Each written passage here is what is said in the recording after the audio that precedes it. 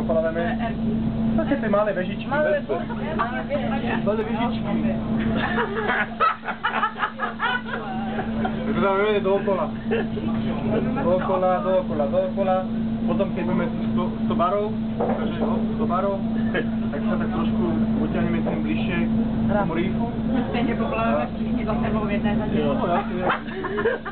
A potom sa vezeme naspäť do vody. Naspäť sa vezeme. Potom tady na tom rýfe. Pojede jako má. Kopu farebných rybiček, delfíny, žraloky. A sejdem se na Saháze v hotelu.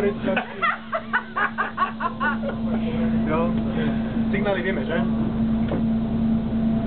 Jo. 50, 100, jo. Držte. Šukáš tak držte v tej hĺbke, ok? No, safety stop, kolego. Safety stop, don't forget, ok?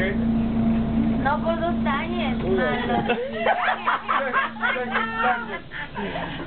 Płet płynią. Płet płynie, to ty naprawdę. No. Już mam serwis zrobiony, płetwa dobra. No. Działa, serwis zrobił. Przykurzeńcy zadziałali. Keď sa vrátime a budeme mať vzduchu, tak ešte tak pod loďou trošku môžeme pokúkať, ok? Jo? Pokúkać, Jacek, pokúkať. Pokúkať. Body teamy máme. Takže Jacek body teamy vymenil, dobre? Po polsku, Prvý, pokúkać. druhý body team. Po česku, A oni poskali, dobre? podobna jest szukać. Šukať. Pod vodou. To bude docela zajímavý. Jsme ponaučení od Gama. Abych po polsku powiedziała. Šukať pod vodou. No. Šukať delfíny, jo.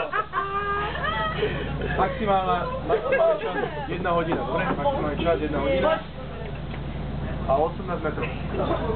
Jo? Po polsku. A ja, to jest szukać.